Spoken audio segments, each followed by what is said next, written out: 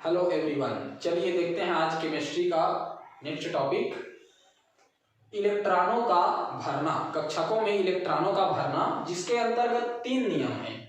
कौन कौन से नियम हैं? तो पहला नियम हमने देख चुका है, पाउली का अपवर्जन का सिद्धांत हमने इससे पहले देखा हुआ है। अब यहाँ पर हम 2 नियम का और चर्चा करेंगे, 2 नियम को और समझेंगे, और उसी नियम में एक और उप नियम भी है ना, उसको भी समझेंगे, जिसमें है अबाउ का नियम और हुंड का नियम। ये जो टॉपिक है इससे पहले हमने पढ़ा हुआ है, इसके बारे में क्या पढ़ा हुआ है? तो कक्षकों की आकृति। अब कक्षकों की आकृति के बारे में पढ़ा है, तो एक कक्षक कैसा होता है? गोलाकार। प्रत्येक कक्षक की आकृति के बारे में हमने अच्छे से बाय ग्राफ अध्ययन किया हुआ है। अब यहाँ पर इसको पढ़ने से पहले, कक्षकों में इलेक्ट्रॉन के भरने से संबंधित नियम से पहले एक और यहाँ पर टॉपिक है ऊर्जा स्तर आरेख। ऊर्जा स्तर आरेख। तो ऊर्जा स्तर आरेख में 2 शब्द हैं जो याद रखने पड़ेंगे। देखिए, इलेक्ट्रॉन जो है क्रमशः बढ़ते हुए ऊर्जा में भरा जाता है, तो वहां पर अगर किसी कक्षक में या किसी उपकोष में 2 कक्षक हैं, तो अगर दोनों कक्षक का ऊर्जा समान होता है, तो उस प्रकार के कक्षकों को कहा जाता है डीजेनरेट कक्षक। ये पॉइंट 1 है। यदि किसी उपकोष में या सीधा यदि किसी 2 कक्षकों का ऊर्जा समान होता है, तो उसे डीजेनरेट ऑर्बिटल्स कहा जाता है। दूसरा, इसमें एक और शब्द है जो जानना जरूरी है, ये नियम इलेक्ट्रॉनों के भरने के नियम से पढ़ने से पहले, क्योंकि इस नियम का अपवाद भी आता है। तो दूसरा जो हमें जानना है वो देखिए क्या है। प्रभावी नाभिकीय आवेश, जो शब्द है जेड इफेक्टिव, जिसको बोला जाता है प्रभावी नाभिकीय आवेश।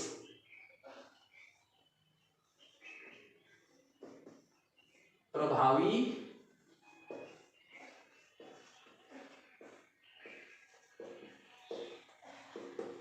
नाभिकीय आवेश। तो ये क्या होता है? जो आंतरिक कोश के जो इलेक्ट्रॉन होते हैं और जो बाह्य कोश के जो इलेक्ट्रॉन होते हैं, उन पर जो है नाभिक का आकर्षण होता है। तो क्या होता है, जो बाह्य कोश के इलेक्ट्रॉन होते हैं उनके आकर्षण को जो आंतरिक कोश में जो इलेक्ट्रॉन होते हैं वो जो है उनके प्रभाव को नाभिक तक कम कर देते हैं। डायग्राम से समझिए, ये है नाभिक, नाभिक के पास ये एक कक्षक, ये दूसरा कक्षक या कक्षा, इसमें और कक्षा है, कक्षक है, तो और ये तीसरा इस प्रकार से। तो अंतिम कोश, इसमें भी इलेक्ट्रॉन है, इसमें कक्षक है, और इसमें भी इलेक्ट्रॉन है, इसमें भी इलेक्ट्रॉन है। तो नाभिक का इन तीनों इलेक्ट्रॉन के प्रति कुछ न कुछ आकर्षण रहता है। तो क्या होता है, ये जो 2 कक्षक हैं शुरू वाले जो नाभिक के पास हैं, वो अंतिम कक्षक के इलेक्ट्रॉन के प्रभाव को नाभिक से कम कर देते हैं, और यही जो प्रभाव कहलाता है प्रभावी नाभिकीय आवेश। ये जब हम परमाणु, अणु, यौगिक के बारे में पढ़ते हैं, तो उनके जो गुण हैं इस प्रभावी नाभिकीय आवेश के कारण बहुत ज्यादा प्रभावित होते हैं। क्यों? क्योंकि इसके कारण किसी परमाणु का इलेक्ट्रॉनों का निकलना, इलेक्ट्रॉनों का जुड़ना प्रभावित होता है। तो इसलिए इसको जानना जरूरी है। तो प्रभावी नाभिकीय आवेश क्या है? तो प्रभावी नाभिकीय आवेश आंतरिक कोश के इलेक्ट्रॉनों द्वारा बाह्य कोश के इलेक्ट्रॉनों को नाभिकीय आवेश के प्रभाव से दूर करना, यह कहलाता है प्रभावी नाभिकीय आवेश। और इसको दर्शाया जाता है जेड इफेक्टिव, इस प्रकार से प्रभावी नाभिकीय आवेश को। तो ये 2 टर्म्स हो गए। अब इस टर्म्स के आधार पर हम समझते चलते हैं इलेक्ट्रॉनों का भरना। तो पहला नियम है अबाउ का नियम। अबाउ जो है एक जर्मन शब्द है जिसका अर्थ होता है बनना। जिसका अर्थ होता है बनना। अब क्या बनना, तो इलेक्ट्रॉनों का जो भरने का क्रम है उसी को यहाँ पर, इलेक्ट्रॉनों के भरने का क्रम को यहाँ पर बताया गया है, इसीलिए इसको बोला गया है अफबाउ का नियम। तो इन्होंने क्या कहा है समझिए, किसी परमाणु में या किसी परमाणु के कक्षक में ऊर्जा के बढ़ते हुए क्रम के अनुसार इलेक्ट्रॉन जो है भरे जाते हैं, या फिर इसको हम क्या कह सकते हैं, एक शॉर्ट में तो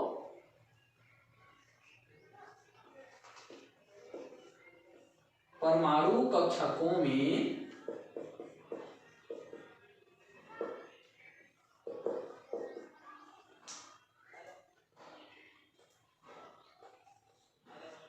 बढ़ते हुए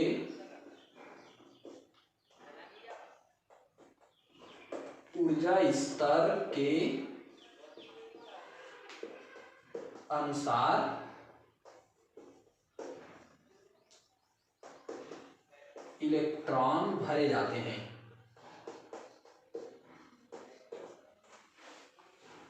तो यहां पर इसको हम दूसरे शब्द में और परिभाषित कर सकते हैं कि पहले उपलब्ध कक्षकों में अगर इलेक्ट्रॉन भरा जाता है तो वो जो है न्यूनतम ऊर्जा वाला कक्षक होगा, उसके बाद न्यूनतम से उच्चतम ऊर्जा वाला बढ़ते हुए, क्रमशः बढ़ते हुए निम्नतम से उच्चतम ऊर्जा वाले कक्षकों में इलेक्ट्रॉन का जो भरना होता है वही है अफबाउ का नियम।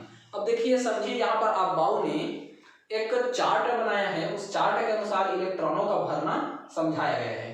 तो ये इस प्रकार से बना लेना है एक चार्ट। अब इसमें जो है इसका क्रम देखिए किस प्रकार से है, बढ़ते हुए क्रम में पहले इलेक्ट्रॉन जाएगा 1s में, उसके बाद जाएगा 2s में, 2s के बाद जाएगा 2p में, ऐसा घूम रहा है ये, 2p के बाद जाएगा 3s में, 3s के बाद जाएगा 3p, 3p के बाद 4s, इस प्रकार से पूरा अंतिम तक ये बनेगा और लास्ट में 8s तक ये इलेक्ट्रॉन भरा जाएगा। तो ये जो चार्ट बनाया हुआ है उनके द्वारा, इसके द्वारा हम किसी भी तत्व के इलेक्ट्रॉनिक विन्यास निकालने में हमें बहुत ही आसानी होती है, और हम सामान्यतः इलेक्ट्रॉनिक विन्यास जब निकालते हैं तो इसी बेस पर निकालते हैं। तो ये हो गया अफबाउ का नियम। अब इस अफबाउ के नियम में एक और नियम है, उपनियम। तो वो कौन सा उपनियम है देखते हैं, बोरबरी का नियम। जो इलेक्ट्रॉनों का जो भरना है, समझिए इलेक्ट्रॉनों का जो भरना है वो जो है अफबाउ के नियम के अनुसार है, लेकिन यहाँ पर ये क्वांटम संख्या से भी प्रभावित होता है।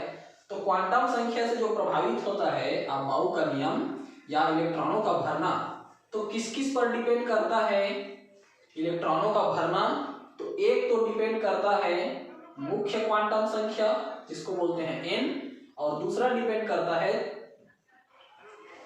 द्विवंशी क्वांटम संख्या जिसको बोलते हैं l। तो दोनों का जब n प्लस l, इसको बोरबरी के नियम को इस नाम से भी जाना जाता है, n प्लस l का नियम या बोरबरी का नियम। अब ये नियम है क्या, क्या कहता है ये नियम, समझते हैं। अफबाउ के अनुसार उन्होंने एक चार्ट दिया हुआ है 2s 2p 3s 3p 4s, इस प्रकार से ये वाला चार्ट। अब इस चार्ट के बाद उसमें जो क्वांटम संख्या से इलेक्ट्रॉनों को भरना प्रभावित होता है, तो कैसे होता है, किसी अगर परमाणु ने विलगित उदासीन परमाणु में n प्लस l का जो मान है, ये जो n प्लस l है इसका जो मान है न्यूनतम है, कम है, तो उस कक्षक में इलेक्ट्रॉन पहले भरा जाता है। इनका जो पॉइंट क्या है तो समझिए, n प्लस l का मान कम है तो इलेक्ट्रॉन उस कक्षक में पहले भरा जाता है।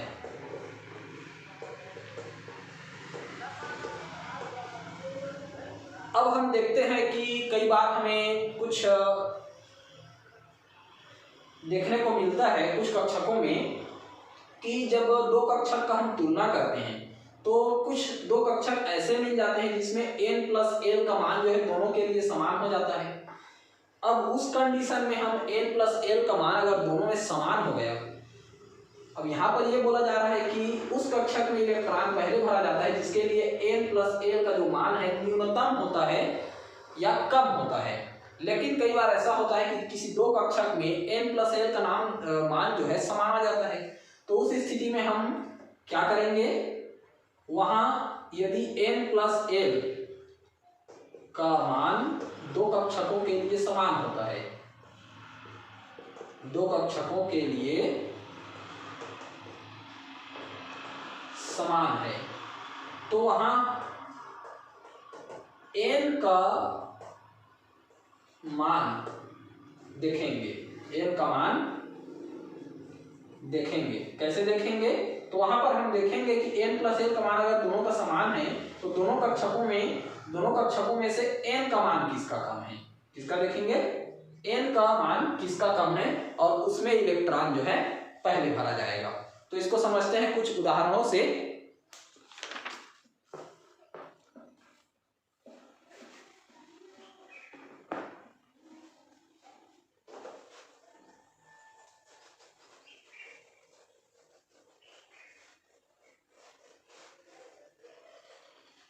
यहां पर दो कक्षक आते हैं 2p और 3s या 2p और 3s।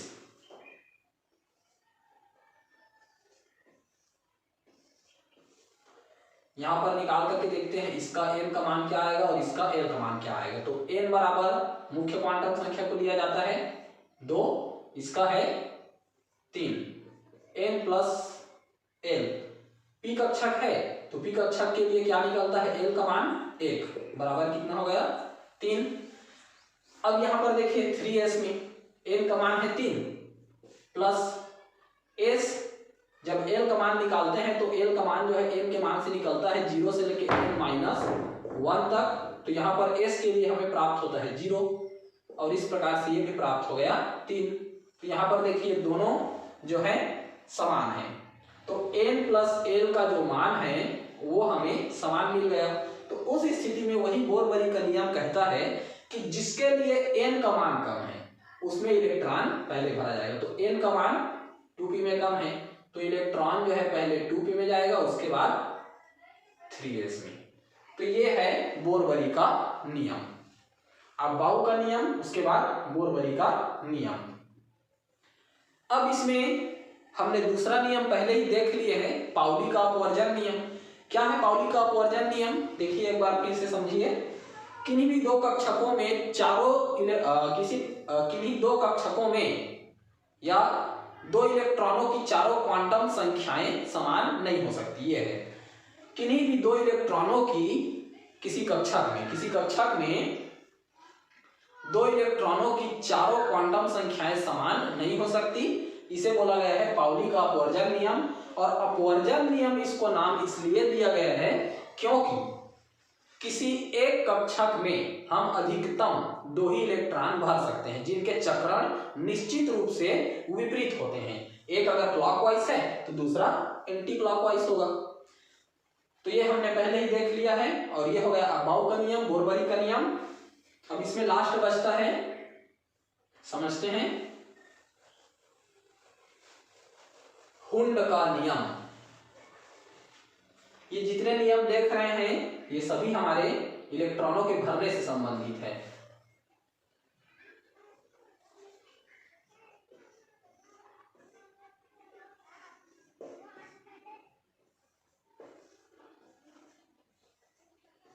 हुंड का नियम। अब हुंड का नियम क्या कहता है, तो किसी एक ही कोष के विभिन्न कक्षकों में इलेक्ट्रॉन का युग्मन, अगर किसी एक ही कोष में इलेक्ट्रॉन का युग्मन हमें करना है तो पहले हमें प्रत्येक कोष में इलेक्ट्रॉनों को एक एक भरना पड़ेगा, तुरंत हम उसको पेयरिंग नहीं कर सकते हैं। तो किसी एक ही कोष के विभिन्न कक्षकों में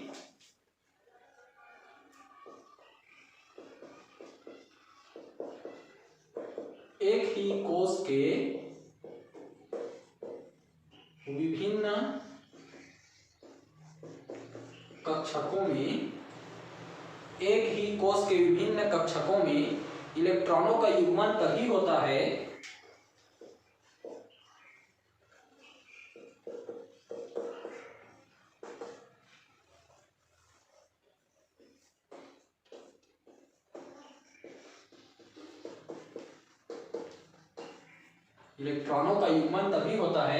जब प्रत्येक कक्षक में इलेक्ट्रॉन जो है एक एक इलेक्ट्रॉन उपस्थित हो।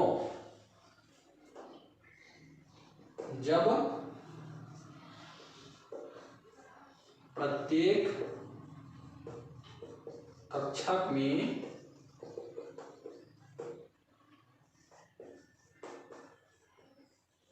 एक एक इलेक्ट्रॉन उपस्थित हो। कहने का अर्थ इनका यह है कि इनको एग्जाम्पल से समझते हैं, आसानी से समझ आएगा। देखिए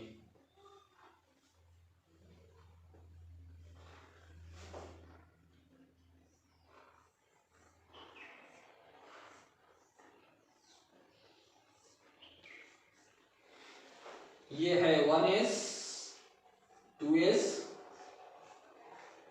2p, इसमें इलेक्ट्रॉन इस प्रकार से आ गए। अब 2p में इलेक्ट्रॉनों को मान लीजिए भरना है। किसी परमाणु लिए एग्जांपल जिसमें परमाणु क्रमांक है 8 या 8 इलेक्ट्रॉन है। अब 8 इलेक्ट्रॉन भरने के लिए 2 इलेक्ट्रॉन s में आ गए, 2 इलेक्ट्रॉन 2s में आ गए। क्रमशः बढ़ते हुए क्रम में देखिए 1s, उसके बाद 2s, उसके बाद 2p। तो अब यहाँ पर इलेक्ट्रॉनों का जो भरना होगा कैसे होगा, तो 1 2 3, तो कितने हो गए, अब 2 2 4 और ये 3 7। अब 7 के बाद ये 8। इसको अगर इसको, अब देखिए कंडीशन यहां समझिए, अगर इसको मैं इस प्रकार से भर देता हूं 1 2 3 4, तो ये गलत है। या इसको अगर मैं इस प्रकार से भर देता हूं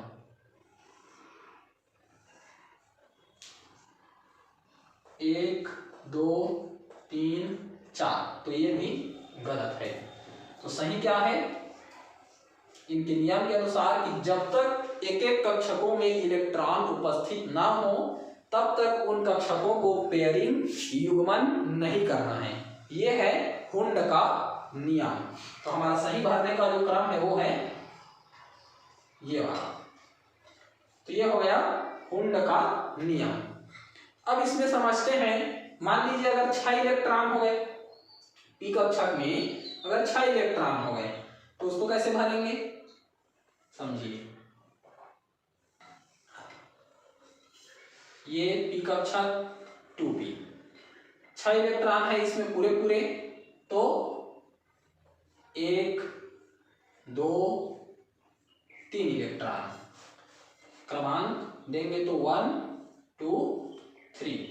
अब ये होगा चौथा इलेक्ट्रॉन, ये होगा 5वां इलेक्ट्रॉन और ये होगा 6वां इलेक्ट्रॉन। इस प्रकार से ये क्रम बनेगा। ऐसा नहीं है कि 1 2 3 4 5 6 फिर गलत। तो इस प्रकार से ये इलेक्ट्रॉनों के भरने का 3 नियम, हुंड का नियम, पाउली का नियम और अबाउ का नियम, और इससे पहले इलेक्ट्रॉन का ऊर्जा स्तर आरेख। अब हम इसमें इसको लिखते कैसे हैं, किसी तत्व में ये जो है वहां पर इलेक्ट्रॉन को कहाँ लिखते हैं और ये क्या क्या दर्शाता है, इसके बारे में थोड़ा जानकारी देख लेते हैं। तो यहीं पर देखिए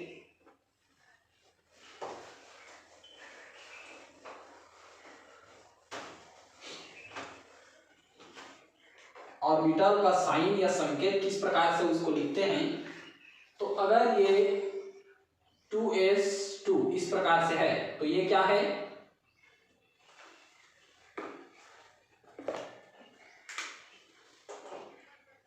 ये है इलेक्ट्रॉन की संख्या, ये है उपकोष और ये है कोष को दर्शाता है, या ये है मुख्य क्वांटम संख्या, मुख्य क्वांटम संख्या। तो हमें मालूम होना चाहिए जो यहाँ पर हम लिखते हैं कोस उपकोष को, तो ये क्या क्या दर्शाते हैं। तो अगर इस प्रकार से किसी एक का भी लिखते हैं तो ये 2 है इलेक्ट्रॉनों की संख्या और ये वाला 2 है मुख्य क्वांटम संख्या। हमेशा याद रखिए ये हमेशा क्या होता है, मुख्य क्वांटम संख्या हमेशा ये उपकोष के पहले होता है, लिखा जाता है। इसको हम S2 नहीं लिखेंगे 2S। और मुख्य क्वांटम संख्या में एक चीज और होता है कि मुख्य क्वांटम संख्या कभी भी 0 नहीं होता, कभी भी यहाँ पर देखिए 0 नहीं होगा, 0S करके, वो हमेशा 1 2 3 4 5 इससे ही स्टार्ट होता है। तो ये हो गया इनके लिखने का नियम। अब ये तो हो गया इनके लिखने का नियम, इलेक्ट्रॉनों के भरने का नियम। तो किसी एक का हम इलेक्ट्रॉन भर करके भी देख लेते हैं। मान लीजिए हम यहाँ पर भर रहे हैं कार्बन जिसका परमाणु क्रमांक है 6, 1s2 2s2 2p2 गिन करके देखिए 2 4 6। इसी प्रकार अगर ऑक्सीजन का भरते हैं तो ऑक्सीजन का परमाणु क्रमांक होता है 8, तो क्या हो जाएगा 1s2 2s2 2p4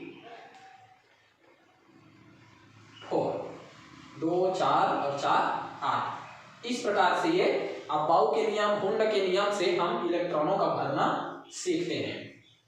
तो इसमें अबाउ के नियम में एक अपवाद भी है। अब वो अपवाद क्या है, हमें नियम जैसे देखें तो नियम के अनुसार होना ये चाहिए कि आवर्त सारणी में जितने भी तत्व हैं, आवर्त सारणी में जितने भी तत्व हैं उनका जो इलेक्ट्रॉनिक विन्यास है वो इसी अबाउ के नियम, हुंड के नियम और पाउली के नियम का पालन करते हुए भरा जाना चाहिए। लेकिन उसमें कुछ परिवर्तन होता है। तो क्या परिवर्तन होता है, कुछ अपवाद होते हैं। तो कुछ तत्वों का जो इलेक्ट्रॉनिक विन्यास है वो अपवाद है। और वो कौन कौन से इलेक्ट्रॉनिक विन्यास है जो अपवाद है, तो यहाँ पर देखते हैं क्रोमियम 24 और कॉपर 29। भरते चलते हैं 1s2 2s2 2p6 3s2 3p, ये हो जाएगा 6 3d। अब देखिए गिन करके देखते हैं, 2 4 6 10 2 12 6 18 और 18 और 2 20 4 24, तो ये 6 3p6 और 1s 2s 2p 3s 3p 3p के बाद आता है 4s, उसके बाद 3d।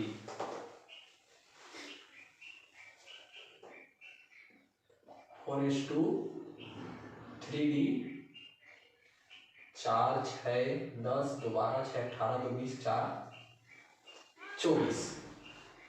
तो ये जो है हमारा जो नियम के अनुसार अपेक्षित इनका विन्यास होना चाहिए क्रोमियम का, 1s2 2s2 2p6 3s2 3p6 3d4 और 4s2।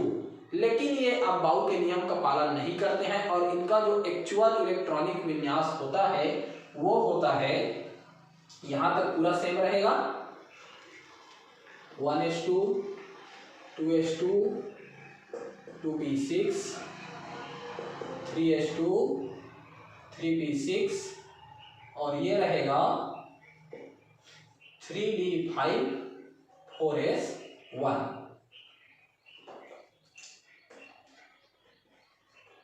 4s1। अब यहां पर देखिए D जो है 5 हो गया और S जो है 1 हो गया। क्यों हो गया? इसी प्रकार कॉपर का भी देखते हैं अपेक्षित इलेक्ट्रॉनिक विन्यास क्या होगा हमारा, तो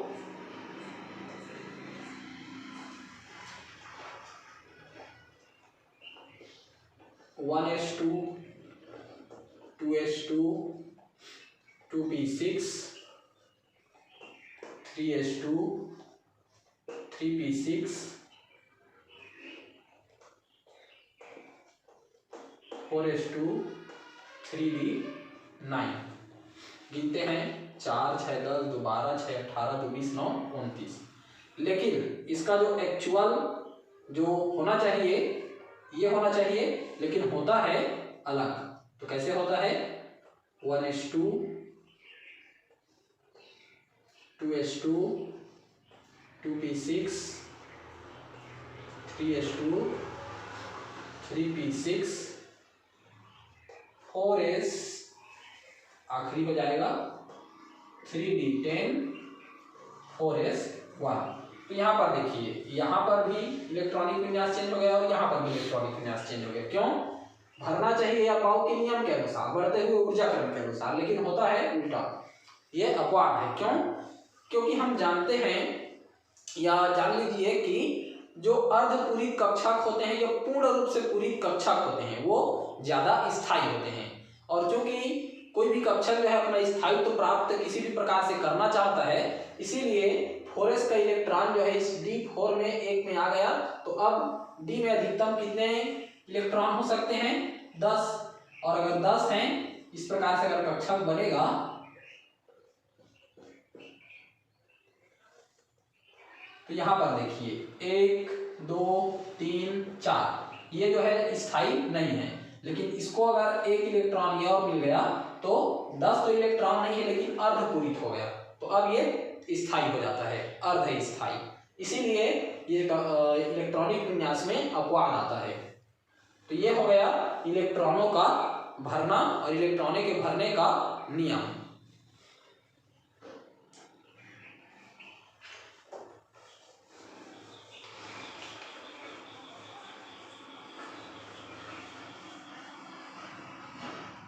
अब इससे संबंधित आप लोगों के लिए एक वर्ग है कि परमाणु क्रमांक 1 से लेकर के परमाणु क्रमांक तत्वों का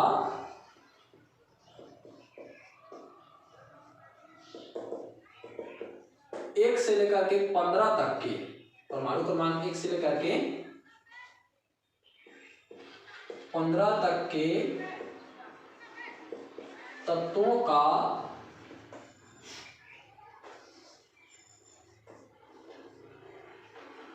इलेक्ट्रॉनिक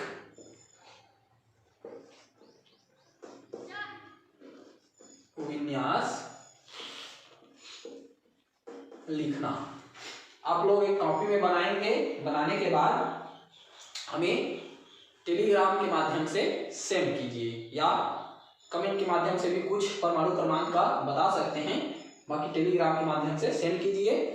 इससे संबंधित ये जितने परमाणु के इलेक्ट्रॉन भरने से संबंधित कुछ भी अगर डाउट होता है तो आप हमें टेलीग्राम और कमेंट के माध्यम से बता सकते हैं, आपके डाउट क्लियर करा दिए जाएंगे। नेक्स्ट वीडियो के लिए मिलेंगे कल। आज के लिए इतना ही। Thank you.